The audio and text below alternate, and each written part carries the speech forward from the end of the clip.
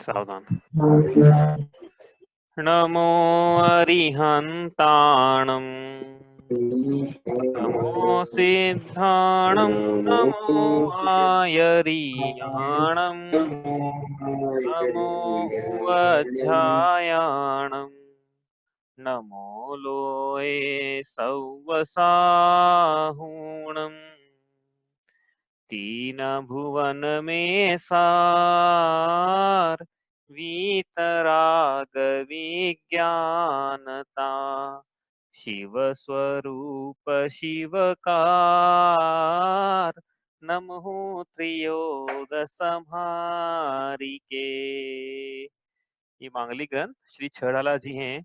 इसके रचयिता पंडित श्री दौलत राम जी हुए हैं। इसके अंतर्गत 6 ढालें आती हैं। उसमें से हम पढ़ रहे हैं पहली ढाल, जिसमें संसारी जीवों के दुखों का वर्णन बस अब शुरू होने वाला है।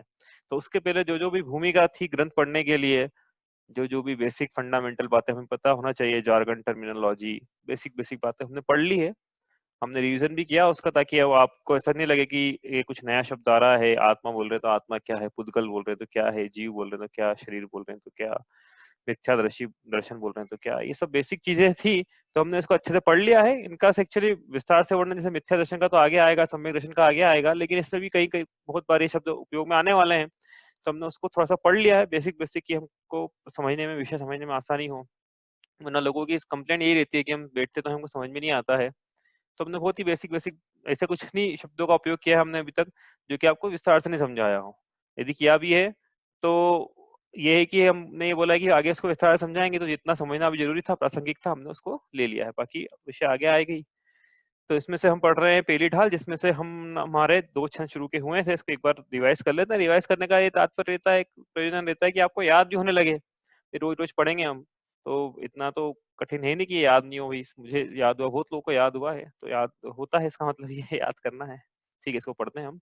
जे त्रिभुवन में जीव अनंत सुख चाहे दुख ते भयवंत ताते दुख हारी सुखकार कहे सीख गुरु करुणाधार ताहि सुनो भवि मन थिर आन जो चाहो अपनो कल्याण मोह महामद पियो अनादि भूल आपको भर मतवादी।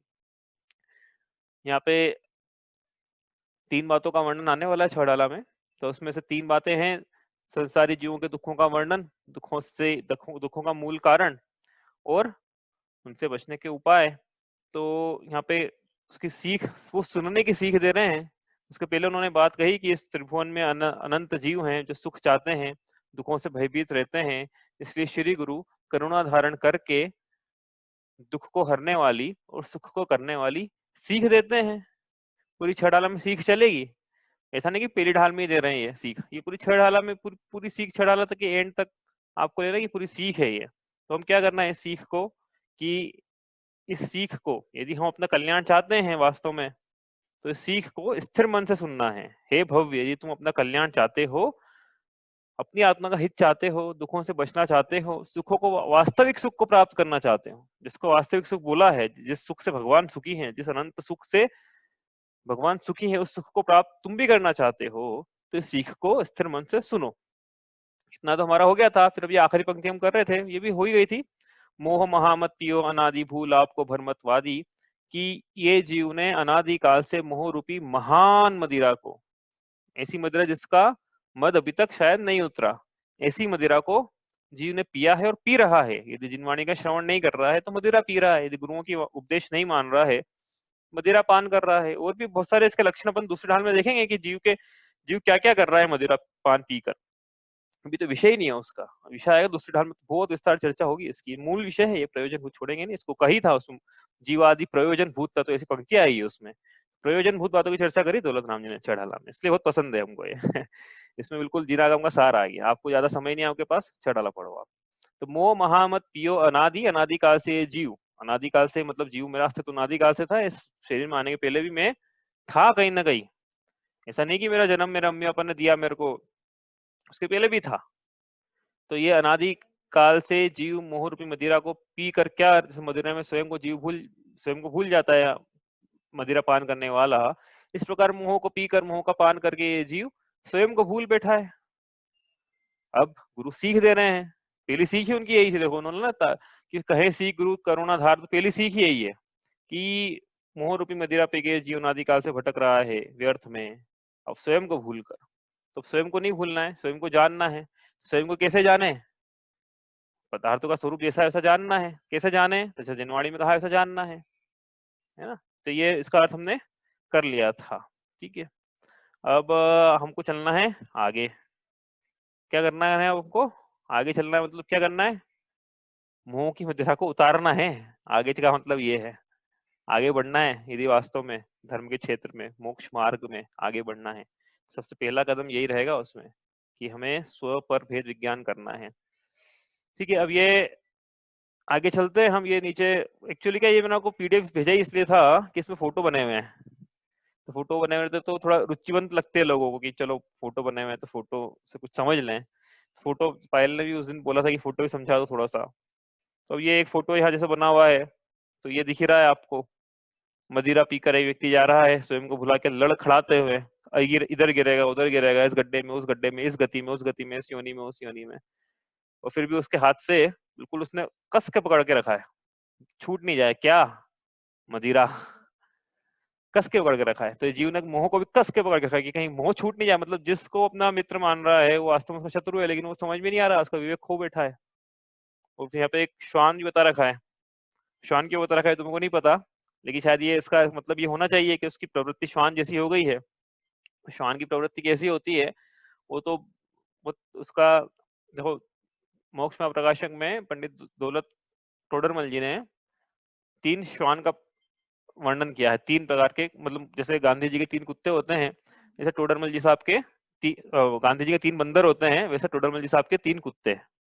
तो उसमें से एक कुत्ते का मैं वहां बता देता हूँ कि क्या है। तब प्रसंग दिख रहा है ना कि कुत्ते को क्या बता रहे हैं यहाँ पे।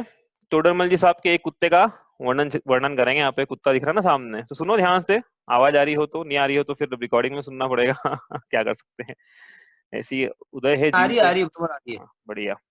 तो एक हम जब छोटे थे ना तो टॉम एंड जेरी की मूवी देखा करते थे, सबने देखी होगी शायद। तो उसमें कुत्ता बताते हैं बार बार टॉम एंड जेरी में, और कुत्ता देख के वो कुत्ता हड्डी चबाता था।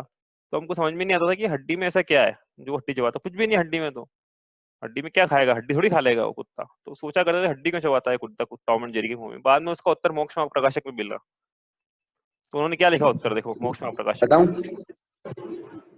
हाँ, हड्डी क्यों? एक्चुअल में उसके मसूड़ों का खून रिश्ता है उसके मुंह में, उसका स्वाद आता है। हाँ, हाँ, बिल्कुल सही बात है।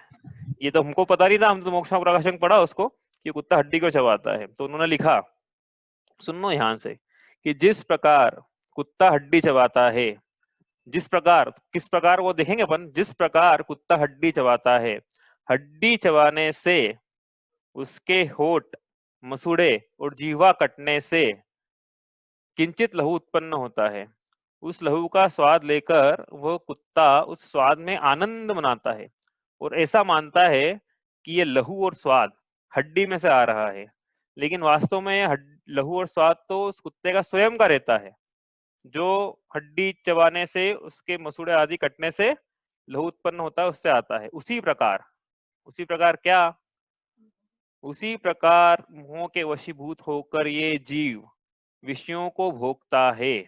विषयों को भोगने से आत्मा में किंचित ज्ञान प्रवर्तता है। उस ज्ञान का स्वाद लेकर ये जीव उस ज्ञान में आनंद मनाता है।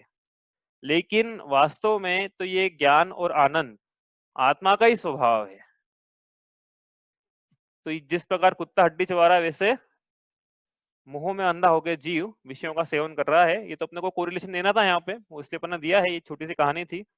अपन इस पे आते हैं दूसरे। समझ में आया होगा आपको, मेरे को लगता है कि हमारी कैसी प्रवृत्ति, मतलब क्या बोलना चाह रहे हैं। कुत्ते की संज्ञा दी है विषयों में अंधे को, मोह में अंधे को, कि कुत्ते में और उसमें कोई अंतर ही नहीं है। जैसे कुत्ता हड्डी चबा रहा है, मान रहा है कि वहां से आ रहा है, वैसा ये विषयों को भोग रहा है और मान रहा है विषयों से। विषय मतलब इंद्रियों के विषय भोग, 5 इंद्रियों के विषय भोग। विषय समझते हो ना आप? हिंदी, गणित, भूगोल, विज्ञान और आवाज कट रही है, आवाज कट रही है।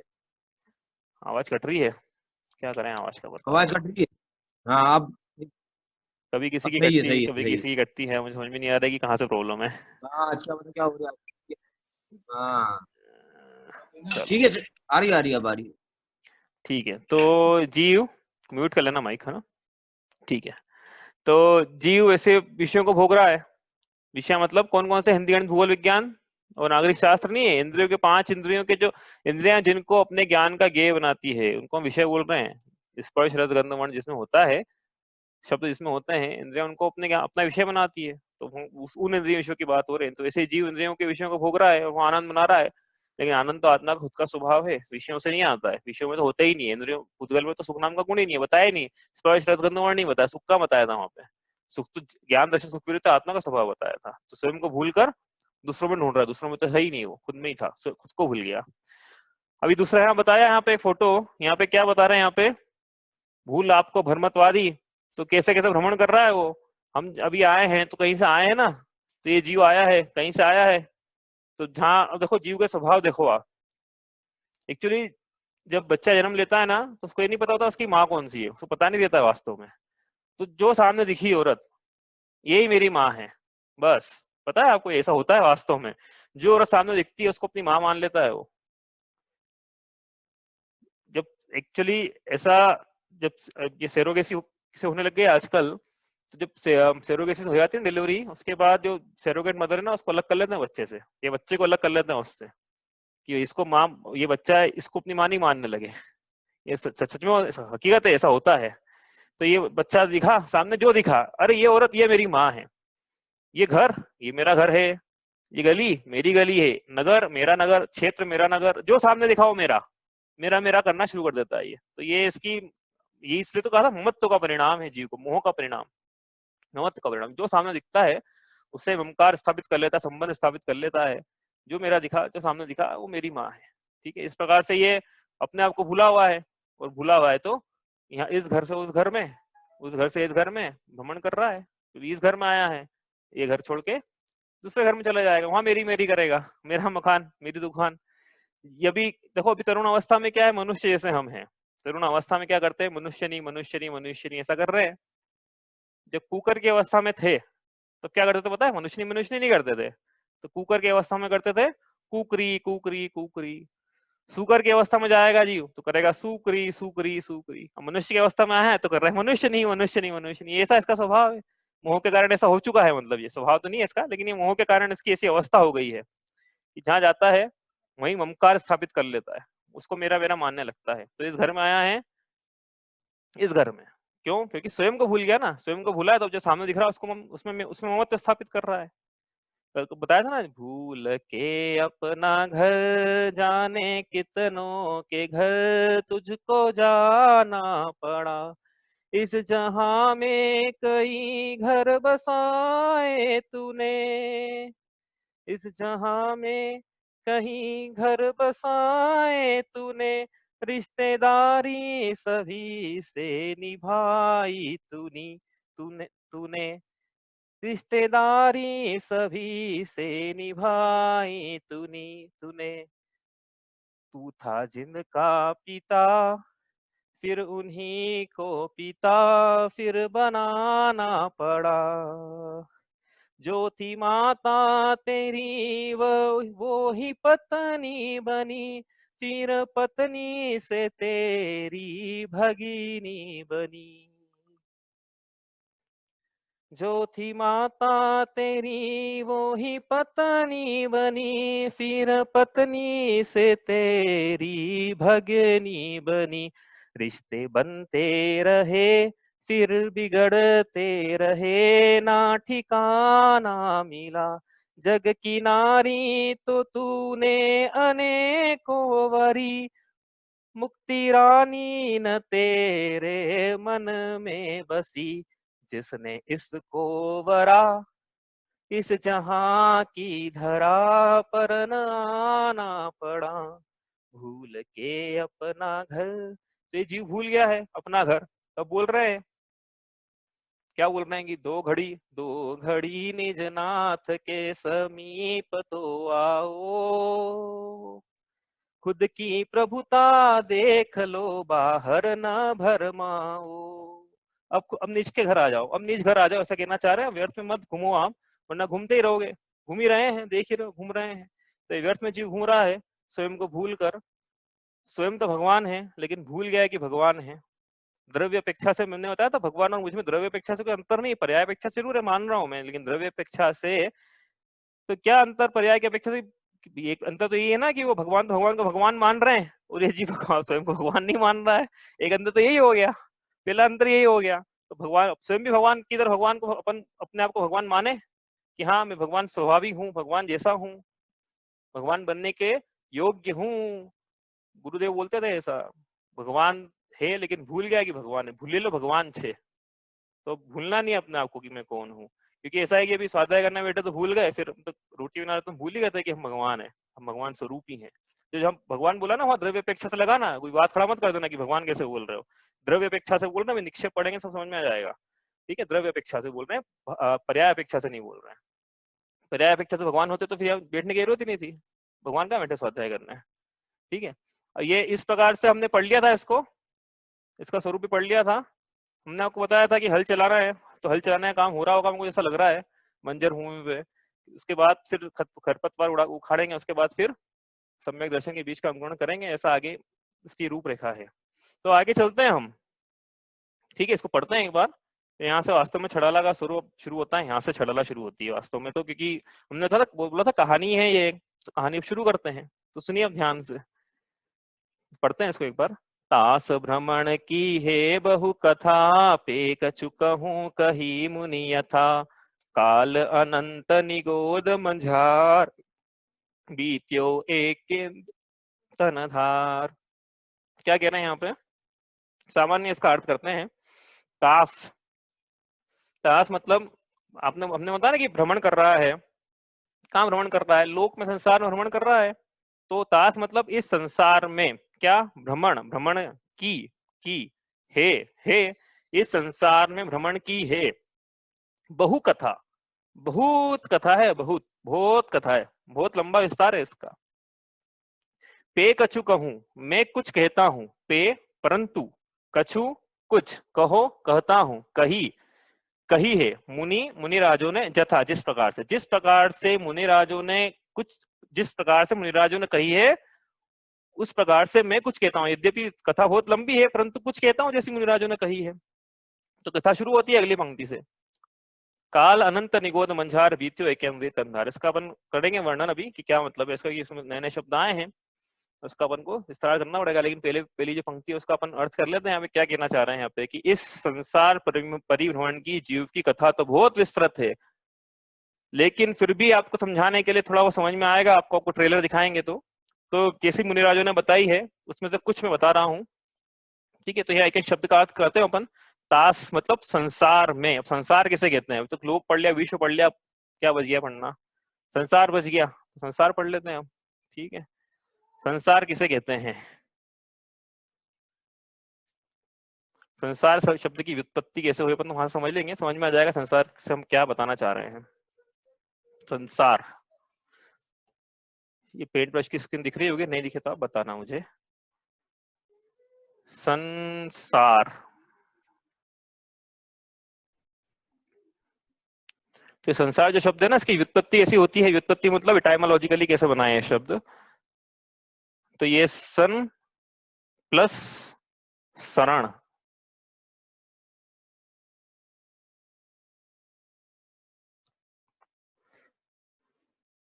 संसरण। अब संसरण मतलब क्या? तो पहला जो सम लिखा ना, इसका सम का मतलब है भली भांति, अच्छी प्रकार से, बहुत बढ़िया तरीके से, भली भांति। और शरण मतलब सरकना। संसार क्या हुआ? भली भांति सरकना। इसको क्या संसार बोलते हैं? हम तो संसार समझते हैं विश्व होता होगा, लोग होता होगा, जहां जग वो होता होगा। ये संसार मतलब क्या है? ये तो आपने कुछ अलग ही बताया। वो संसार मतलब भली भांति सरकना, कौन सरक रहा है, कहाँ सरक रहा है, भली भांति सरक रहा है। तो सुनो फिर, बताया ना कि भ्रमण, भ्रमण कर रहा है जीव। मतलब क्या कर रहा है पता है? भ्रमण कर रहा है मतलब एक शरीर से दूसरे शरीर में सरक रहा है, एक द्रव्य से दूसरे द्रव्य में सरक रहा है।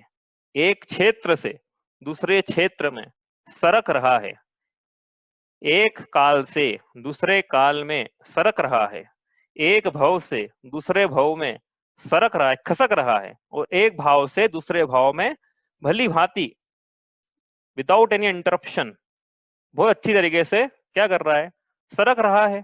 कौन? पंडित दौलत राम जी का जीव। और मैं क्या कर रहा हूं? मैं तो बढ़िया हूं। अरे भाई मेरी मेरी कथा चल रही है ये, आप ये मत समझना कि दूसरे की मेरा कहानी बता जीव। रहे हो। हाँ, मेरा जीव, मैं स्वयं, मेरा जीव भी बोलने के बजाय अपन बोले मैं स्वयं, क्योंकि मेरा जीव में तो बोल सकते मेरा जीव, ऐसा कुछ दिक्कत नहीं है मेरा जीव बोलने में भी, लेकिन बोलना चाहिए मैं स्वयं, मैं जीव हूं ना, मैं स्वयं। मैं भी बोल सकता हूँ मेरा जीव होता, मैं भी बोलूंगा, लेकिन अच्छा है कि हम बोले मैं स्वयं, मैं जीव, मैं स्वयं अच्छी भली भांति संसरण कर रहा हूँ, सरक रहा हूँ द्रव्य क्षेत्र काल भव भाव में। तो ये जो संसरण है इसका नाम संसार है। तो ये यदि द्रव्य क्षेत्र काल भाव में संसरण रुक जाएगा, सरकना सरक जाएगा, तो इसका मतलब है संसार परिभ्रमण का छोर आ जाएगा। सूत्र जी का सूत्र, दो प्रकार के जीव होते, मैंने बताया जीवों की बहुत सारी कैटेगरी है। तो एक भव्य और अभव्य बनाया था अपन ने, है ना, भव्य और अभव्य ऐसे भेद किए थे ना, जीव दो प्रकार के ऐसे की लिखा था, भव्य और अभव्य, है ना। एक तो कैटेगरी अपन ने इसमें डाल दी थी, भव्य अभव्य। और मैंने वो तो बहुत प्रकार से भेद कर सकते हैं जीव के, तो अगले अगले अलग प्रकार से करते हैं। जीव संसारिण मुक्ताश्च, दो प्रकार के जीव होते हैं, एक संसारी और एक मुक्त। मुक्त जीव कौन है? जो बहुत पैसे वाले हैं वो मुक्त होंगे सारी चीजों से कि नहीं? जो जो जिन्होंने उल्टा, ये है उल्टा कि जिन्होंने सारा परिग्रह छोड़ दिया है वो मुक्त है। बताओ आप, किसी बात है? जिन्होंने सारा परिग्रह छोड़ दिया है, जो मोक्ष चले गए हैं, शरीर का परिग्रह भी छोड़ दिया है, शरीर भी परिग्रह उसको भी छोड़ दिया, द्रव्य से भी छोड़ दिया, मतलब भाव से तो पहले छोड़ दिया था, द्रव्य से भी छोड़ दिया, वो जीव मुक्त। और बाकी जो परिग्रहों के बीच में पड़े हुए हैं, संसरण कर रहे हैं, भली भांति सरक रहे हैं, वो संसारी। तो हम कौन है? संसारी है। हम क्या चाहते हैं? मुक्ति चाहते हैं। तो संसारी जीव मुक्त कैसे होगा, उसका मार्ग बतला रही है कौन? जिनवाणी। क्या मार्ग है वो? बताया था क्या मार्ग है। देखो मार्ग की चर्चा तो करना पड़ेगी ना, बता दिया क्या मार्ग है वो, कि हम मिथ्या दर्शन, मिथ्या ज्ञान, मिथ्या चारित्र इसको हटाएं और सम्यक दर्शन, सम्यक ज्ञान, सम्यक चारित्र इसकी प्राप्ति करें। और सम्यक ज्ञान, सम्यक चारित्र क्या होता है बाद में दिखेंगे, लेकिन सम्यक दर्शन की परिभाषा लिखी थी उस दिन। क्या लिखी थी? मेरी पर द्रव्यों से भिन्न सुख स्वभावी आत्मा ही पूर्ण रूप से परम उपादेय है, ऐसा जानना, मानना, अनुभव करना। अब एक्चुअली क्या है कि ये आत्मा पे लगाया है हमने, क्योंकि ये आत्मा सबसे ज्यादा प्रयोजन भूत है ना, पूर्ण रूप से परम उपादेय है। लेकिन ये आत्मा तक पहुंचने के लिए जीव को क्या करना पड़ेगा? आत्मा का श्रद्धान करना है। एक तो मेन तो पर्पज ये कि आत्मा का श्रद्धान की मैं जीव हूँ, मुझे मेरा श्रद्धान हो कि मैं कौन हूँ, मेरा स्वरूप। कहा था ना, भूल आपको भ्रमत्वादी, तो अपने आप को नहीं भुलाना है। तो मैं कौन हूँ इसका मान, इसका भान होना चाहिए ना, ये जीव माने कि मैं कौन हूँ। तो ये कल बताया था, जैसे ये हमने कल थोड़ी सी चर्चा की थी इसकी, थोड़ी आज पूर्ण कर देते हैं। कि ये मानना है, क्या मानना है? कि मैं जीव हूं, मतलब श्रद्धान मानना लेना, मानना, मानना, मानना, मान्यता मतलब श्रद्धान। तो क्या मानना है? सबसे पहले कि भाई मैं आत्मा हूं, आत्मा का श्रद्धान करना है। मतलब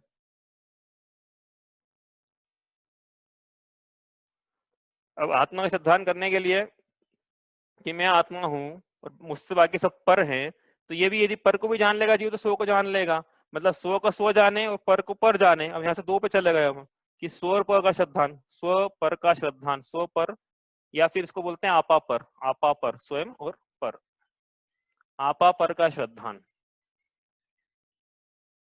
स्व का स्व जाने, पर को पर जाने। ठीक है। अब यहाँ पहुंचने के लिए लेकिन पता कैसे पड़ेगा कि कौन? हाँ, मेरा कनेक्शन थोड़ा अनस्टेबल आ रहा है, आप बता देना, आपको नहीं आ रहा तो हम कनेक्शन चेंज कर देंगे।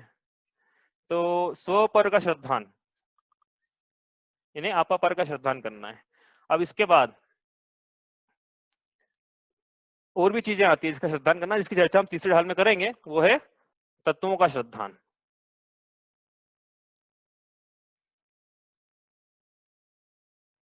ठीक है। और उसके बाद फिर ये हमें पता कैसे पड़ेगा कि आत्मा का स्वरूप क्या है, स्व का स्वरूप क्या है, पर का स्वरूप क्या है, और जो प्रयोजनभूत बातें वास्तव में, तत्वों का मतलब है समझ लेना प्रयोजनभूत बातें। तो जो प्रयोजनभूत बातें पता कैसे पड़ेगा? तो भैया हमें जिनवाणी पढ़ो आप, वहां से पता पड़ेगा। जिनवाणी में कहाँ से पता पड़ा? जिनवाणी में कहाँ से आया? जो हम अभी पढ़ रहे हैं आचार्य परंपरा से आया, और वर्तमान में जो आचार्य परंपरा गुरु उपदेश दे रही है वहां से आया। तो फिर गुरु का श्रद्धान करे। गुरु को कैसे पता पड़ा? देव से पता पड़ा, तो देव का भी श्रद्धान करेगी। तो ये जो श्रद्धान लिखा ना यहाँ पे, आत्मा का श्रद्धान, स्वपर का श्रद्धान, तत्वों का श्रद्धान, देव शास्त्र गुरु का श्रद्धान।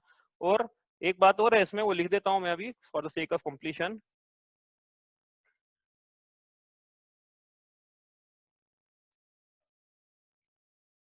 ये 5 बातें लिखी हैं यहाँ पे। ये सम्यक दर्शन की 5 परिभाषाएं हैं जो आगम में मिलती है।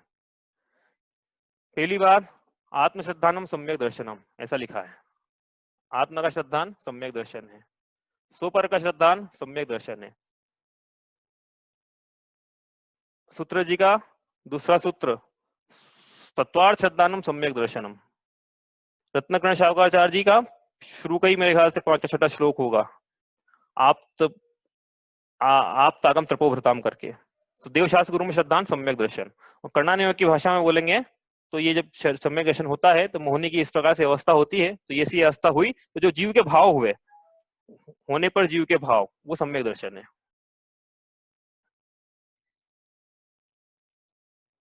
ये आखिरी वाली तो हम समझाएंगे नहीं अभी, तो थोड़ा डिफिकल्ट है। तीसरी वाली आगे आएगी, दूसरी वाली तो हम बोलते हुए आ रहे हैं। पहली वाली की परिभाषा लिखी दी थी, और अब ये एक नई चीज आएगी, देवशास्त्र गुरु का श्रद्धान। देवशास्त्र गुरु का श्रद्धान क्यों करना है? क्योंकि वहीं से पता पड़ेगा कि सत्य क्या है, तो हमें कौन बताएगा आके।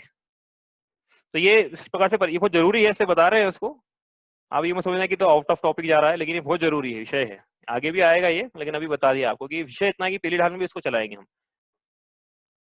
जीव को क्या करना है फिर? आत्मा का श्रद्धान करना है, स्व को स्व जानना है, पर को पर जानना है। तत्व आगे आएंगे दूसरी ढाल में। तत्वों का तत्व मतलब जैसे पदार्थ हैं उनको इदम एव ईदृशम एव तत्वम नान्य था, ऐसा रत्नकर्ण शावकार जी का 11वां श्लोक है कि जैसा पदार्थ है, जैसा मैं हूं, अपने ऊपर लगाते हैं ना, जैसा मेरा स्वरूप है, जैसा आगम में बताया है, मैं वैसा हूं, उसी प्रकार से हूं, अन्य नहीं हूं, अन्य प्रकार से नहीं हूं, इस प्रकार का श्रद्धान। जैसा पदार्थ है, स्व कैसा है, पर कैसा है, मोक्ष का स्वरूप कैसा है, दुखों का स्वरूप कैसा है, सुखों का स्वरूप कैसा है, देव का स्वरूप कैसा है, शास्त्र का, आगम का, गुरु का, सब में लगाना है ये कि जैसा है स्वरूप वैसा। तो कैसा है पता कैसे पड़ेगा लेकिन जीव को? तो पहली बात तो आगम बता ही रहा है, और आगम से आपको नहीं समझ में आ रहा है तो गुरु बता रहे हैं। गुरु के पीछे सर्वज्ञता का आधार है, वो सर्वज्ञ है कि नहीं, कोई ये भी पूछ लेगा तो देख लेते हैं अभी सर्वज्ञ है कि नहीं। अभी आजकल में कभी आएगा प्रसंग तो देख लेंगे सर्वज्ञ है कि नहीं, हमारे कितने सर्वज्ञ और उनके कितने सर्वज्ञ, ये भी देख लेंगे। पता ही दिया ऐसे तो, और देख लेंगे। समझ में आ रहा है क्यों बोल रहे हैं इतना? बहुत जरूरी विषय है ये, इसको अपन आगे करते रहेंगे। अपन तो यहाँ आ जाते हैं हम संसार पे वापस से। संसार से मुक्त कैसे होना है उसका स्वरूप मैंने आपको रास्ता बताया वापस से आज, कि ऐसे होना है। पहली स्टेप ये है श्रद्धान ठीक करना है, मतलब मुझे अपने प्रति जो श्रद्धान है वो ठीक करना है। तो उसके फिर रास्ते इतने सारे हैं कि मुझे स्व का पता हो, पर का पता हो, तत्वों का, प्रयोजनभूत पदार्थों का पता हो, फिर उन पे श्रद्धान करने के लिए जिन्होंने बताया उन पे श्रद्धान हो। पहली बात तो उन पे श्रद्धान नहीं तो इन पे कैसे श्रद्धान होगा? ठीक है, इस प्रकार से ही है। तो जीवों के 2 भेद, संसारी और मुक्त। तो ये जीव संसरण कर रहा है, इस प्रकार से ही है। चलिए आगे चलते हैं यहाँ से। डिस्टर्बेंस बहुत हो रहा है, एक सेकेंड। तो इस जीव के संसरण की, आ गया ना संसरण, फिर हम इस जीव में संसार परिभ्रमण की, मतलब संसरण की, भ्रमण की, भ्रमण का किया था, यहाँ से वहां भ्रमण कर रहा है, भटक रहा है, व्यर्थ भटक रहा है। क्यों भटक रहा है उसको ही नहीं पता क्यों भटक रहा है, रोज सुबह शाम से भटकता है वो। At the end of the day हासिल क्या होता है? स्वयं अपना विचार कर लेना कि जब सुबह हुई थी और शाम हुई, सुबह से लेकर शाम तक इन्होंने पाया क्या? जो चाहता था वो पाया क्या? सुख चाहता था, कहाँ सुख मिला मुझे? एक जगह बता देना कि यहाँ मिलता है मुझे, तो मैं भी जाऊँ फिर वहां। बता, चैलेंज बोल रहा हूँ, ओपन चैलेंज है कि आपको लगता है कि यहाँ सुख मिला था को सुबह से लेकर शाम तक, यहाँ भटका में यहाँ मिला। और आप खुद ही देख लो ना भाई, मुझे क्या बता रहे हो? आपको यदि वहां सुख मिला तो वही काम करो ना जिसमें आपको सुख मिला। सुख चाहिए हमको, इसको सिद्ध कर देंगे। अभी समझ में नहीं आ रहा है तो कोई ऐसा लगता है कि नहीं हमारे पास पैसे की कमी है इसलिए हम वो नहीं कर पा रहे हैं, यदि होते तो हम वही करते रहते। तो आप कल्पना से भी करके देखोगे तो आप नहीं कर पाओगे बार बार वो, कि नहीं ये तो नहीं कर पाएंगे बार बार। अब कुछ अलग चाहिए, बार बार मीठा कितना खाए, कुछ अलग नमकीन चाहिए, मतलब मीठे में सुख नहीं था इसका मतलब। सिद्ध कर देंगे इसको बार बार। तुमने एग्जाम्पल दिया मीठे और नमकीन का, समझ लेना आप कि किसको मीठा खाना पसंद है, मीठे में सूखे, लेकिन अब हमारे पैसे नहीं कितना मीठा खाएं, कितना रसगुल्ला खाएं, तो फिर अब कुछ और खाना पड़ता है। तो ठीक है, आप ऐसे कल्पना में अपने मीठा मीठा खा के देख लो, आप कितना मीठा खा सकते हो, मतलब मीठे में सुख कहाँ था फिर, यदि होता तो फिर वही खाते रहते ना। तो इसको सिद्ध कर देंगे, और सुख तो बता ही दिया हमने कि सुख तो जीव का स्वभाव है, पुद्गल में तो मिलता ही नहीं है, वो पहले ही बोल दिया है। तो फिर भी सिद्ध करना है किसी जीव को तो कर ले, वो खुद प्रयोग कर ले अपने ऊपर, पता पड़ जाएगा कि जो भ्रमण चल रहा है व्यर्थ का चल रहा है, कोई इसकी कुछ हासिल नहीं होने वाला है। अभी तक हासिल आप होता तो हो जाता ना, नहीं हुआ तो आगे भी क्यों कैसे हो जाएगा, कुछ नया करेंगे अपन तो हो जाएगा। अब नया क्या सोच लेना, आप तो नया यही है, सब कुछ कर लिया जीवन में, यही नहीं करा था ये करके भी देख लो, हो सकता है नया हो जाए, और होगा, हम तो कह रहे हैं गारंटी से कि होगा। आत्मा का अनुभव करोगे तो बिल्कुल नया होगा, यही जीव ने अभी तक नहीं किया है, आगे भी सिद्ध कर देंगे, जीव ने अभी तक ये नहीं किया है, तो प्रसंग नहीं है। आगे चलते हैं। अब तास भ्रमण की है बहु कथा, बहुत कथा है। अब क्या, जीव तो अनादिकाल से है, अनादिकाल से अभी तक की कथा। हमने बोला था आपसे, प्रॉमिस किया था आपसे, क्या प्रॉमिस था कि हम छड़ाला में एक कहानी सुनाएंगे। किसकी कहानी आया ना, कथा शब्द आ गया है यहाँ पे, कथा मतलब कहानी, तो एक कहानी सुनाएंगे। किस जीव की कहानी है ये एक ऐसे जीव की कहानी है जिसने नरक से भी निकृष्ट अवस्था से अपनी जीवन यात्रा शुरू करी।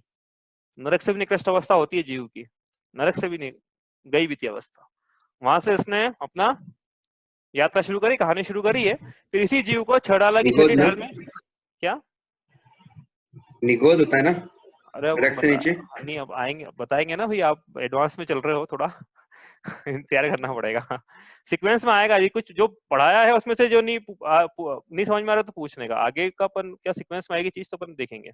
अभी क्या मैं आपको निगोद बोलूंगा तो बहुत से लोगों को निगोद पता ही नहीं अभी जैसे, तो इसलिए ठीक है। तो इस जीव ने अपनी जीवन यात्रा नरक से भी निकृष्ट अवस्था से शुरू की। जिस तो भी फिर क्या करा इसने कि इसने फिर आगे बढ़ा ही अपने जीवन में, जीवन यात्रा में। फिर इसने जो दुखों के कारण थे उसको समझ में आए तो दुखों के कारणों को हटाया, सुख के कारण समझ में आए उनको अपनाया। फिर दौलत राम जी ने इसी निगोदिया जीव को अंत में जाके सिद्धशिला में जाके सिद्ध परमेश्वर के रूप में विराजमान कर दिया। तो वो जो मार्ग है उस मार्ग की चर्चा है, वही सीख है, यही मार्ग हमें चाहिए, क्योंकि हमें सुख चाहिए, सिद्ध मुक्त अवस्था वो सुख रूप है। तो ये कथा है, ये कथा हमको ऐसा लगता है कि देखो पता नहीं किसकी कथा चल रही है, हम तो बोल रहे हैं कि वो जीव की कथा है, लेकिन अपने ऊपर लगाना है कि अपनी मेरी कथा चल रही है।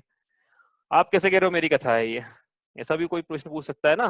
तो भाई ऐसा है कि जैसे हम एल्बम देखते हैं तो बचपन का फोटो है पता नहीं रहता है, तो अपनी माँ बताती है ना अपने को कि अरे ये देख कर बचपन का फोटो, अरे मैं बचपन में ऐसा दिखता था क्या। सबसे ज्यादा इंटरेस्ट ही अपने को अपने आप में रहता है, बचपन में ऐसा दिखता था क्या।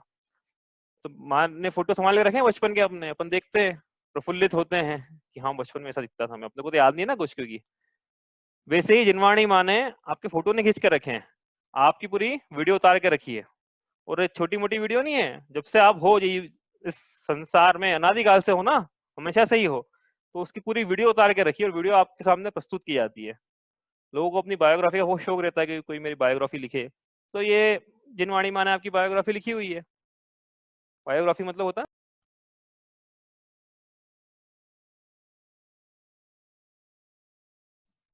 क्या बताया यहाँ पे कि मूवी उतारी हुई है पूरी, अपने मूवी देखना है, अपने को समझना है अपन कहाँ पर है इस मूवी में। और जैसा इंटरेस्ट रहता है ना अपने को अपना फोटो देख कर कि मेरा मेरा फोटो है ये बड़ा अच्छा लगता है, तो ये अपनी अब ये आत्मकथा चल रही है, जिनवाणी माँ ने बता रही है कि देखो आपकी पहले की अवस्था ये थी जो आपको याद नहीं है, मैं आपको याद दिला रही हूँ।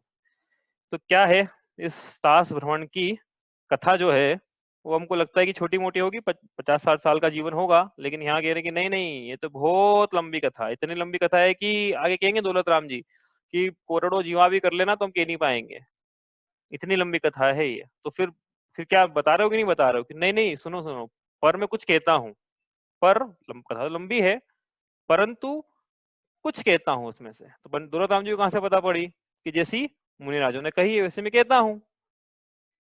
तो ये इसमें ग्रंथ की प्रामाणिकता दे रहे हैं एक्चुअली, कि मैं अपने मन से नहीं कह रहा हूँ, मेरे जो छड़ाला का आधार है ये सब मुनि राजों ने, जैसा मैंने आपको बताया ना कि दौलत राम जी जो थे, जैसे मैंने बताया ना कि छड़ाला जैसे हमने भी याद कैसे करी, ऑफिस में करी, तो जिन्होंने छड़ाला लिखी है ना उन्होंने भी उनके ऑफिस में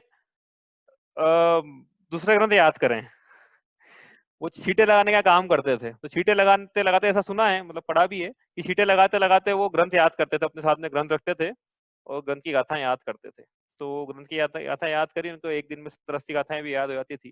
तो मुनिराजों के जो ग्रंथ है आचार्यों ने लिखे हुए हैं वो उसके आधार पर ये छड़ाला है। तो जैसा वो आचार्यों ने बताया है वैसा अब दौलत राम जी बता रहे हैं। ठीक है, समझ में आया ना? इस जीव के संसरण की, संसार के परिभ्रमण की कथा जो है बहुत लंबी है, लेकिन उसमें से मैं कुछ कहता हूं जैसा कि मुनिराजों ने बताई है। ऐसा क्यों कह रहे हैं आपको? कि आपको समझ में आ जाए कि आपकी जो अवस्था है ये कैसी है, इसके पहले कैसी थी, और यदि सम्यक दर्शन की प्राप्ति नहीं हुई, अब सम्यक दर्शन शब्द का यूज बार बार करूंगा मैं, सम्यक दर्शन की प्राप्ति यदि नहीं हुई जीव को, तो फिर ये अवस्था वापस होने वाली है। तो इसमें ऐसा कुछ बदलाव आ जाएगा क्या कि भाई अब नहीं होगी? क्या बदलाव आएगा बताओ आप, ऐसा क्या है जो हो जाएगा और नहीं हो? तो यहाँ तो एक ही शब्द बोल रहे हैं बस कि सम्यक दर्शन हो जाएगा तो ये अवस्था से बच जाओगे, आप सारी अवस्थाओं से बच जाओगे, इनका वर्णन यहाँ आने वाला है। इसलिए ये पढ़कर हमें क्या करना है, हमको सम्यक दर्शन की प्राप्ति करना है, समझ में आना चाहिए पढ़ के, क्योंकि अवस्था इतनी दुख रूप है कि इसमें कोई भी जीव वापस नहीं आना चाहता है कि अब मतलब हम ना करने की इसमें वापस नहीं जाएंगे। ऐसी अवस्थाओं का वर्णन होने वाला है यहाँ पे, ऐसे दुख भरी दास्तान है ये। तो पढ़ते हैं, अब शुरू करते हैं फिर कथा।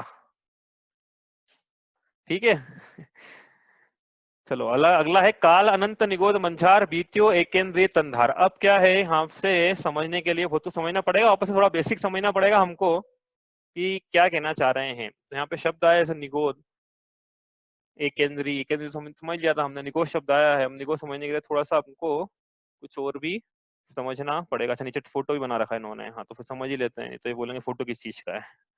ठीक है ये फोटो बना रखा ना ये लेफ्ट में येलो वाला, ये फोटो समझने के लिए खुद को समझना पड़ेगा। ठीक है, तो अब इसको थोड़ा विषय को थोड़ा सा यहाँ पे विराम देते हैं, नया मतलब इससे रिलेटेड ही, ताकि आपको समझ में आए कि चल क्या रहा है यहाँ पे। ऐसा कुछ भी शब्दों का इस्तेमाल मैं करना नहीं चाहता हूँ जो कि पढ़ाया हुआ गया नहीं है। ठीक है, तो निगोद ही समझना है तो निगोद के लिए फोटो समझना है, फोटो समझने के लिए खुद को समझना है, इसलिए मैंने निगोद शब्द का इस्तेमाल ही नहीं किया था पहले। तो अब समझते हैं, देखो 11th का जब फिजिक्स शुरू होता है ना, 11th क्लास का फिजिक्स, तो उसका जो पहला चैप्टर है, पहले चैप्टर में पढ़ाया जाता है, क्या पढ़ाया जाता है? पहला चैप्टर काय का है? 11th की फिजिक्स का पहला चैप्टर अभी बैठा है क्या? अभी गौतम फिजिक्स 11th के फिजिक्स का पहला चैप्टर याद? आवाज नहीं आ रही मामा जी? गौतम मामा क्या बोल रहा? हेलो हाँ याद है क्या उनको? गौतम 11th के फिजिक्स का पहला चैप्टर का नाम क्या है? Basic concept of physics. क्या क्या हमने तो क्या? लेंथ मास और उसका वो पढ़ा था। बस ये सुनना था मेरे को, बस ये सुनना था मेरे को। जियाजी ने जो उत्तर दिया है ये सुनना था मेरे को। क्या पढ़ाया था? मैं माइक म्यूट कर लो, मैं आपको बताता हूँ क्या पढ़ाया जाता है। फिजिक्स का पहला चैप्टर, मतलब साइंस लिया है विद्यार्थी ने तो उसको ये पढ़ना है, पहला चैप्टर है ये, शुरुआत यहीं से होती है फिजिक्स की। तो हम भी शुरुआत यहीं से करेंगे हमारे फिजिक्स की कोई अंतर नहीं है, देखो कोई अंतर नहीं। हम तो बोल रहे हैं बिल्कुल साइंटिफिक वे में, वो भौतिक विज्ञान हमारा वितराग विज्ञान, तो कंपेयर कर लेना कि भौतिक विज्ञान कहाँ है और वितराग विज्ञान की क्या महानता है, समझ में आ जाएगी ये पढ़ते सही। मास, लेंथ और टाइम, तीन चीज पढ़ाई जाती है। यूनिट ऑफ मेजरमेंट नाम है चैप्टर का, क्योंकि भाई अब मेजर करना है तो किस यूनिट में कर रहे हैं उसको, तो पहले यूनिट ऑफ मेजरमेंट समझाया जाता है। तो मास का मतलब यहाँ द्रव्य है, लेंथ का मतलब लंबाई, और टाइम का मतलब समय। अब ये जैन दर्शन में क्या क्या होते हैं ये समझ रहे हैं बस अपन तो शॉर्ट में। द्रव्य, अब यहाँ पे इन्होंने यूनिट ऑफ मेजरमेंट ने क्या किया हुआ, जैसे मास बताता हूँ थोड़ा सा आपको, फिजिक्स में इंटरेस्टिंग लगेगा ना लोगों को समझने में, बड़ा इंटरेस्टिंग है वैसे ये भी। तो उन्होंने क्या करा कि जैसे 1 किलोग्राम है, तो 1 किलोग्राम का मेजरमेंट कहाँ से लेकर आए कि ये 1 किलोग्राम होता है ये भार? तो उन्होंने क्या करा कि एक म्यूजियम है कहीं यूरोप में, वहां पे प्लेटिनम इरिडियम अलॉय नाम, इस अलॉय का एक गोला है, तो गोले का जितना वजन है उसको 1 किलो मान लिया। बस पूरी दुनिया फॉलो कर रही है कि 1 किलो वजन मतलब ये होता है। इसी प्रकार उसी म्यूजियम में प्लेटिनम इरिडियम अलॉय की एक रॉड रखी हुई है, उसकी लंबाई है कुछ, उस लंबाई को मान लिया कि ये लंबाई 1 मीटर है।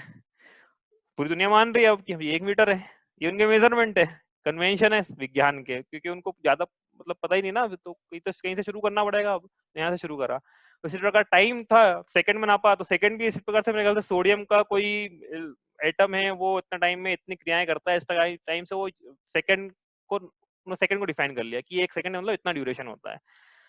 तो हम अब हमारे विज्ञान में, वीतराग विज्ञान में ये क्या होते हैं ये समझ रहे हैं, ठीक है, क्योंकि यहाँ पे ये समझना है। आपको डायग्राम पीला वाला बताया था ना मेरे को, उसमें क्या क्या छोटे छोटे डॉट्स बने हुए हैं और निगोज मतलब क्या होता है। और ये एक्चुअली इतना डिटेल में इसलिए बता रहा हूँ कि इसका एक प्रयोजन है। वो अनंत भी बताया था ना डिटेल में, उसका भी एक प्रयोजन था। ये दोनों चीजें आपस में कनेक्ट हो जाएगी अभी, बस आज नहीं तो कल तो हो ही जाएगी, ठीक है। तो इसलिए इसका प्रयोजन है बताने का थोड़ा, क्योंकि ना तो धर्म धारण करके जीवन में बदलाव नहीं आया तो ऐसा धर्म धारण करने का प्रयोजन ही क्या है। तो अपने को बदलाव लाना है, इसलिए अपन बदला रहे इतना विस्तार से, थोड़ा सा ऑफ बीट जाके, थोड़ा सा बाहर जाके भी। तो द्रव्य जैन धर्म में अब अपने को क्या करना, उन्होंने 1 किलोग्राम नाप लिया, अपन सबसे छोटी इकाई लेके चलते हैं कि सबसे छोटी इकाई क्या होगी मास की, द्रव्य की सबसे छोटी इकाई, क्योंकि उन्होंने तो किलोग्राम मान लिया। अब हम तो कुछ मन से नहीं नापेंगे ना, तो हमने देखो अब समझना है हमको, द्रव्य की सबसे छोटी इकाई, यूनिट ऑफ मेजरमेंट, द्रव्य की सबसे छोटी इकाई को नापना है। द्रव्य मतलब 6 प्रकार के द्रव्य होते हैं। अब विज्ञान ने पुद्गल को द्रव्य माना है तो हम भी पुद्गल को ही मान लें, कोई दिक्कत नहीं है। तो पुद्गल जिसे पेन है, पौद्गलिक है, समझना है इसको, आसान है। इसको मैंने आधा यहाँ से तोड़ा बीच में से, ठीक है, तो ये बचा हुआ आधा बच गया। अब बचे हुए आधे को आपस में तोड़ा यहाँ से, तो ये बचा हुआ आधा वापस बच गया। इसको वापस आधा करा तो ये आधा इतना बच गया हिस्सा। तो जो जो बचते जा रहा है इसका हिस्सा, उसको मैं आधा आधा आधा आधा करते जा रहा हूँ। तो ऐसा आधा आधा करते बंदर बाट में खत्म हो जाएगा ना पेन। नहीं, बंदर बाट तो हो ही कहा रही है वही हाँ, खत्म थोड़ी होगा कब तक करते जाऊंगा इसको आधा आधा आधा, कब तक भाई, कोई लिमिट तो होगी ना। तो एक लिमिट ऐसी होगी, एक द्रव्य का मतलब ये पेन का इतना टुकड़ा बारीक बच जाएगा, कितना बारीक को देखते हैं, इतना बारीक बच जाएगा कि उसके बाद हम उसका फिर आधा नहीं कर पाएंगे। अब बोलेंगे this particle is further indivisible, इस पार्टिकल को वापस, ये इसका विभाजन नहीं हो सकता है, अविभाज्य है वो पार्टिकल, नहीं हो सकता है। तो वो जो माइन्यूट पार्टिकल बच गया था जिसको आधा आधा करते गए थे, फिर एंड में जाके जो पार्टिकल बच गया एंड में, जिसको हम बोल रहे हैं कि इसको अब फर्दर डिवाइड नहीं कर सकते हम, उस पार्टिकल को हम बोलेंगे, क्या बोलेंगे, साइंस में क्या बोलते हैं, एटम। कौन, किसने बोला एटम? नेग्लिजिबल। निग्लिजिबल तो है ही, एटम। निग्लिजिबल तो है ही, लेकिन एटम बोलते हैं ना। तो परमाणु बोलते हैं साइंस में, तो हम भी परमाणु बोलेंगे। लेकिन अब सुनो बात एक अच्छे से, जो साइंस के विद्यार्थी सुन रहे हैं, कि ये जो परमाणु हमारा है और जो विज्ञान का परमाणु, इसमें जमीन आसमान का अंतर है। क्योंकि हम तो परम अणु, ऐसा परमाणु जिसका कि further, which is further indivisible, लेकिन साइंस का एटम इज स्टिल डिविजिबल। उसके अभी भी जो एटम है उसके भी इलेक्ट्रॉन, प्रोटॉन, न्यूट्रॉन, फिर इलेक्ट्रॉन के भी फिर फर्दर हिस्से करे, क्वार्क, गॉड पार्टिकल, उसके भी अभी फर्दर हिस्से होना बाकी है, अभी तो रिसर्च चल रही है। तो हमारा परमाणु उनके परमाणु में अंतर है। हम बोल रहे हैं कि ये परमाणु जो है इट इज फर्दर इनडिविजिबल, इसका अगला हिस्सा नहीं हो सकता, इसको तोड़ नहीं सकते।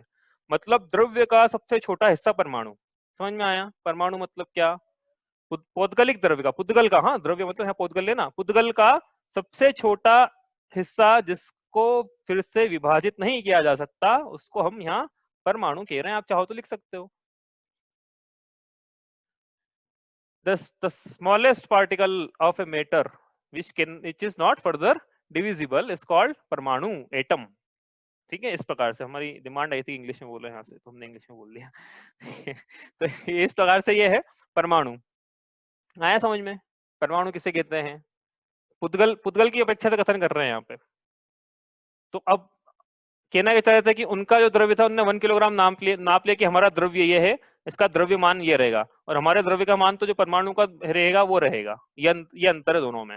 उनका द्रव्य उन्होंने मान लिया कन्वेंशन से, हमने माना है वो साइंटिफिक तरीके से माना है कि इसको this can not be further divisible, so this should be the unit of measurement. Unit का मतलब क्या होता है यार? यूनिट का मतलब ये होता है एक, यूनिट का मतलब ही एक है ना। तो ये एक परमाणु which can not be further divisible, actual में तो ये होना चाहिए, मतलब तो हमने निकाला हुआ मतलब परमाणु, यूनिट। अब ये समझ में आ गया परमाणु, पुद्गल का सबसे छोटा हिस्सा, समझ में आ गया ना? ये तो आगे बढ़ा क्योंकि ये अगला इससे संबंधित ही है। अब एक बार फिर से देखो, द्रव्य जो था पुद्गल को तोड़ते गए, हिस्से करते गए, तो कहीं ना कहीं जाके तो रुकेंगे ना। तो किस हिस्से पे जाके रुकेंगे कि भाई एक हिस्सा ऐसा आ जाएगा कि जिसको फर्दर नहीं तोड़ सकते, फर्दर उसको विभाजित नहीं कर पाओगे आप। बस वो जो हिस्सा आ गया है which is not further divisible is called परमाणु। एटम नहीं बोल रहा हूं मैं, क्योंकि एटम का मतलब फिर आप साइंस का एटम समझोगे। आया समझ में?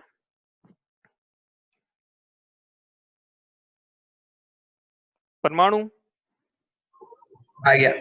तो ये जो पुद्गल है, ये जो पेन है, ये पौद्गलिक है, तो इसका मतलब ये परमाणुओं से मिलकर बना हुआ है। इसका मतलब ये हो गया ना, ये जो पेन दिख रहा है इसमें काफी सारे परमाणु हैं, परमाणु का आपस में बंधन हो गया है, किसी भी करके जुड़ गए आपस में, और ये फिर पेन बन गया ऐसा। और जितने भी दिख रहा है आपको पौद्गलिक, ये सब परमाणु से मिलकर बने हुए हैं। शरीर जो है परमाणुओं से मिलकर बना हुआ है।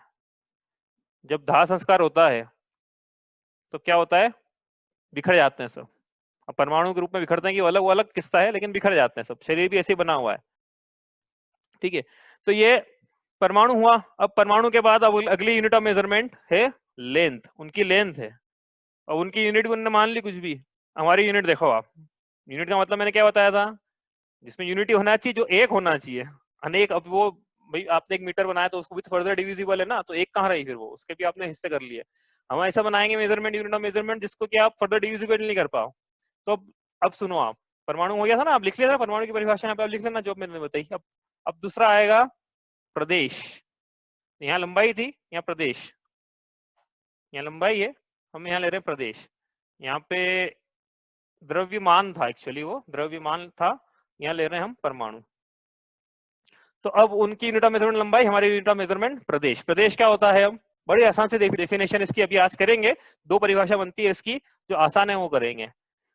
प्रदेश, एक परमाणु आकाश का जितना हिस्सा घेरता है उस क्षेत्र को प्रदेश कहते हैं। एक प्रदेश कहेंगे, एक परमाणु आकाश का जितना हिस्सा घेरता है उस हिस्से को, उस क्षेत्र को हम प्रदेश कहेंगे। The volume that is occupied by the smallest particle is called 1 unit of प्रदेश। ये हुई हमारी प्रदेश की इकाई, हमारी क्षेत्र की इकाई हो गई। तो हमारे पास द्रव्य की इकाई भी है, हमारे पास क्षेत्र की इकाई भी है। समझ में आ रहा है? कोई भी छोटा पार्टिकल कर लेना, वो आकाश में कोई ना कोई क्षेत्र तो अवगाहित करेगा ना, ऐसा थोड़ी कि आकाश में रहेगा ही नहीं वो। छोटे से छोटा, जितना भी छोटा क्षेत्र ऑक्यूपाई करता, बता नहीं सकते उसको हम, हमारे ज्ञान का विषय बन भी नहीं पाएगा वो। लेकिन जो भी करे वो हम उसको हम एक प्रदेश बोल रहे हैं। तो प्रदेश का मतलब समझ में आ गया? बहुत सारी परिभाषा प्रदेश की है, प्रदेश अंत्यति प्रदेशा ये भी है, लेकिन मतलब जो शॉर्ट में वो समझ रहे हैं, आकाश के हिस्से पर एक परमाणु जितना क्षेत्र घेरता है उस क्षेत्र को हम प्रदेश कहते हैं, एक प्रदेश कहते हैं। सिंपल है, कुछ दिक्कत तो नहीं है इस परिभाषा में? आ रही समझ में? जो साइंस के विद्यार्थी नहीं उनको समझ में आ रही कि नहीं आ रही, मेरे को तो ये कंसर्न है। साइंस वालों को तो मेरे को लगता है आसानी समझ में आ जाना चाहिए, क्योंकि साइंस की डेफिनेशन एक्चुअली मैटर की यही है। Matter is something that occupies volume in space, that is called matter. ये साइंस की डेफिनेशन है मैटर की। तो वहां से कंसेप्ट क्लियर हो जाता है, इसलिए कि द्रव्य वो है जो कि उनकी परिभाषा है, हमारी ऐसी नहीं है। हम तो द्रव्य की अलग परिभाषा, गुणों के समूह को द्रव्य ऐसा बोलते हैं हम तो, ठीक है। तो प्रदेश, आकाश के हिस्से पे जितना एक परमाणु क्षेत्र ऑक्यूपाई करता है उस वॉल्यूम को, उस क्षेत्र को, वॉल्यूम ऑक्यूपाई करेगा वो, जो भी वॉल्यूम रहेगा उसका। वॉल्यूम समझते हैं, लेंथ, विड्थ एंड हाइट। जैसे ये वॉल्यूम, जैसे क्यूब बनाया तो ये क्यूब वॉल्यूम हो गया ना एक, तो एक तरह से वॉल्यूम हो गया स्पेस में। तो इस प्रकार से, तो इसने ऑक्यूपाई जितना करा वॉल्यूम। अरे भाई गाड़ी का सीसी, गाड़ी कितने, हाँ लंबाई चौड़ाई ऊंचाई। आपकी गाड़ी में कितने सीसी का इंजन लगा है? 1000 सीसी का। तो सीसी क्या है? ये सीसी वॉल्यूम है वो सिलेंडर की, पिस्टन से लेके, मतलब बाहर स्ट्रोक से लेके पिस्टन के आगे के हिस्सा है सिलेंडर का, उसका वॉल्यूम है वो क्यूबिक सेंटीमीटर में। तो 100 सीसी, 1000 सीसी मतलब 1000 क्यूबिक सेंटीमीटर। तो एक क्यूबिक सेंटीमीटर जो भी इसका वॉल्यूम आया क्यूबिक सेंटीमीटर में, वो क्यूबिक सेंटीमीटर, ठीक है। तो वॉल्यूम हो गया। तो यहाँ पे प्रदेश को हम बोल रहे हैं कि एक वॉल्यूम की इकाई हो गई, मतलब प्रदेश एक तरह से, ये समझ लो आप। एक प्रदेश, smallest unit of space, smallest unit of volume हो गया ये प्रदेश। समझ में आ रहा है कि नहीं आ रहा है? ऐसा लग रहा है कि साइंस पढ़ा रहे हैं। बहुत आसान है, इसमें कुछ है ही नहीं, मतलब बड़ा आसान है। तो परमाणु क्या होता है, smallest unit of matter is called परमाणु। प्रदेश क्या होता है, स्मॉलेस्ट यूनिट ऑफ स्पेस और वॉल्यूम इज कॉल्ड प्रदेश। ठीक है, तो ये एक परमाणु और एक प्रदेश हो गया। एक एक लगा लेना, यूनिट ऑफ मेजरमेंट है ना। एक समय, टाइम, ये टाइम यहाँ लिखा था ना, ये टाइम यहाँ लिखा था, टाइम यहाँ आता है टाइम। ये भी बड़ा आसान है, कंसेप्ट बड़ा बहुत आसान है इन सबके समझना कंसेप्चुअली। तो समय क्या होता है, smallest unit of time is called समय। भाई समय, जैसे एक सेकंड विज्ञान बोल रहा है, तो उस सेकंड को भी डिवाइड कर सकते हो आप। हाँ कर सकते हैं, millisecond, microsecond, nanosecond, picosecond, femtosecond, करते जाओ डिवाइड। कहां तक पहुंच गया विज्ञान, पहुंच गया होगा 10⁻⁻20 21 तक तो काउंट कर लिया होगा। ठीक है, हम कहां तक कर रहे हैं कि हम उस हिस्से तक कर रहे हैं कि उसके बाद फर्दर डिविजिबल ही नहीं है टाइम। टाइम भी फर्दर डिविजिबल नहीं है, ये भी कंसेप्ट है कि टाइम को भी एक हिस्सा आ जाएगा टाइम का, डिवाइड छोटा छोटा करते जाओ। टाइम को भी 1 घंटे से कम करा 1 मिनट तक, 1 मिनट से और कम करा 1 सेकंड, 1 सेकंड से और कम करते जाओ करते जाओ करते जाओ। तो ड्यूरेशन ऑफ टाइम कितना कम कर सकते हो आप, तो हम बोल रहे हैं एक समय। इसके बाद आप इसको और कम नहीं कर पाओगे, मतलब कम से कम यदि कोई काल बीतेगा तो एक समय तो बीतेगा ही बीतेगा, एक समय से कम काल बितवा नहीं सकते हो आप। समझ में आई ये बात, काल जो बीत रहा है ना अभी, एक एक समय के चंक में बीत रहा है। एक समय, फिर एक समय, फिर एक समय, ऐसा बीत रहा है ये। एक एक समय के चंक में बीत रहा है, ये कंटिन्यूस नहीं बीत रहा है, एक एक समय का चंक है। इस प्रकार से समझ में आया, चंक समझ में तो कोई दिक्कत नहीं है, लेकिन smallest unit of time is called one समय। समझ में आई ये बात, परमाणु, प्रदेश और समय समझ में आ रहा है, ये लिखा है स्क्रीन पे, समझ में आ रहा है। समय वापस समझाना। समय वापस समझाता हूँ, ठीक है। आपकी आवाज कट रही है। अच्छा अच्छा, देखो वापस समझाता हूँ मैं समय। आवाज कट रही है। वापस, हाँ वापस मैं समझा रहा हूँ। देखो समय क्या होता है, हो सकता है समझ में आ जाए आपको।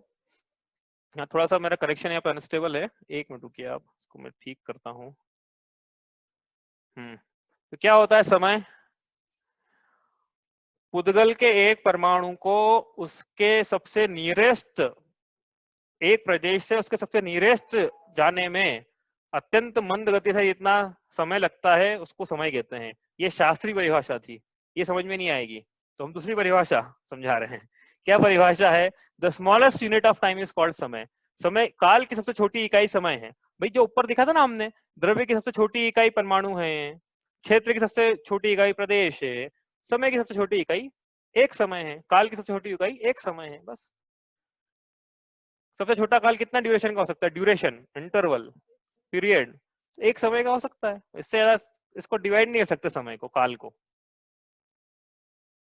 समझ में आ रहा है, समय एक समय।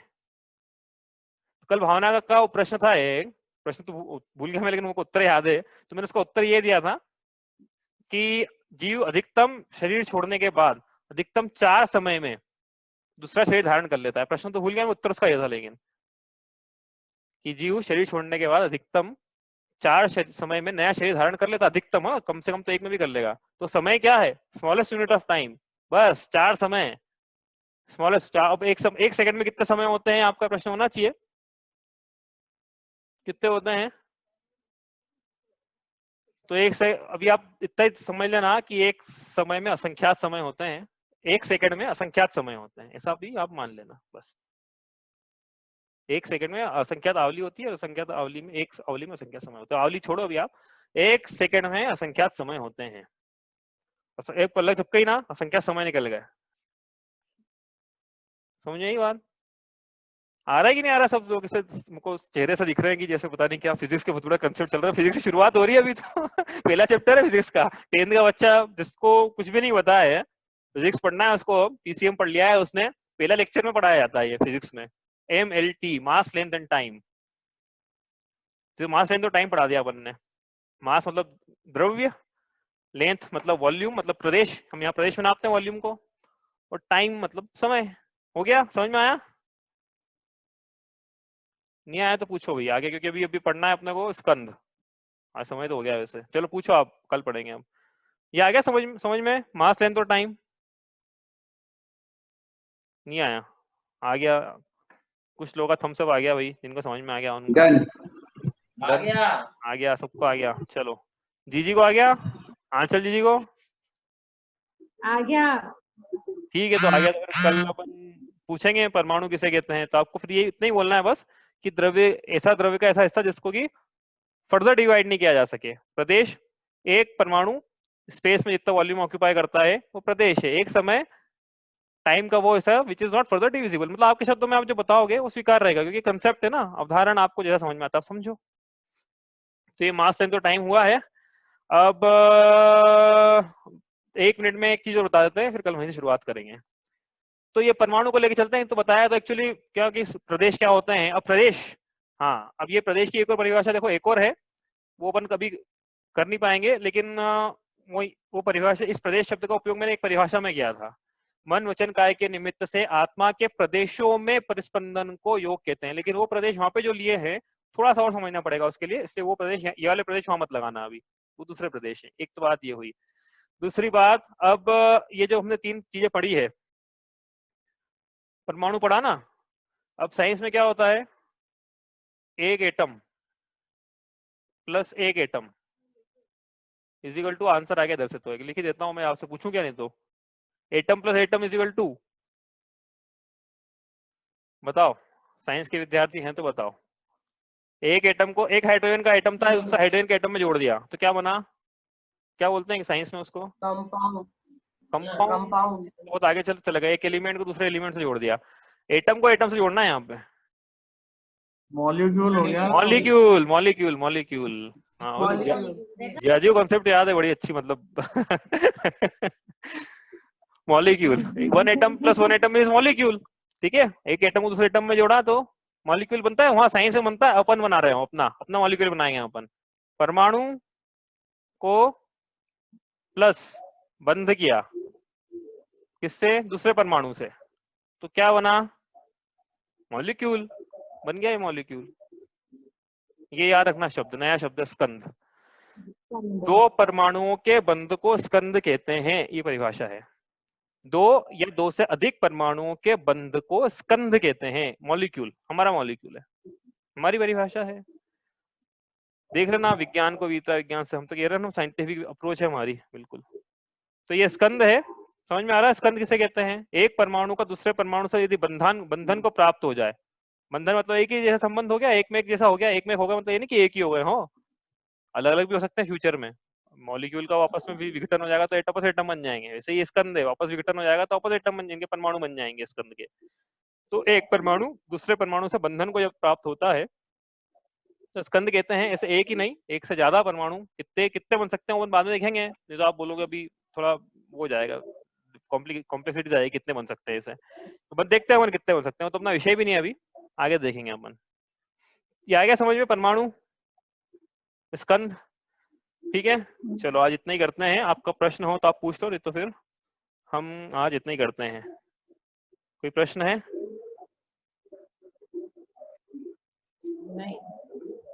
नहीं है, तो यहाँ पे क्या कहना चाह रहे हैं कि इस जीव का अनंत काल निगोद अवस्था में बीता है, जहां उसको एक इंद्रिय का शरीर था।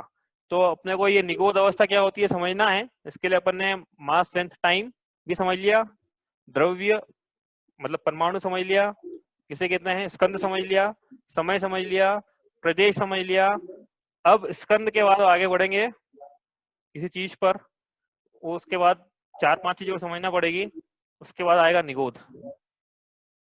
ठीक है, ये अपन अब कल समझेंगे। कोई प्रश्न किसी का? नहीं। ठीक है, इतना ही करते हैं। जावाणी के ज्ञान ते सूझे लो कालो, तो वाणी मस्तक नमो सदा देत हूँ धूप।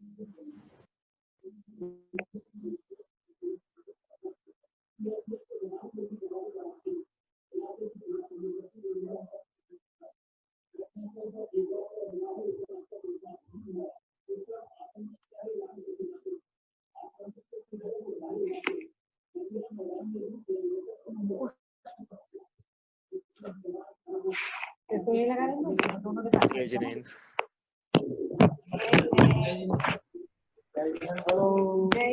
जय जिनेन्द्र। जय जिनेन्द्र।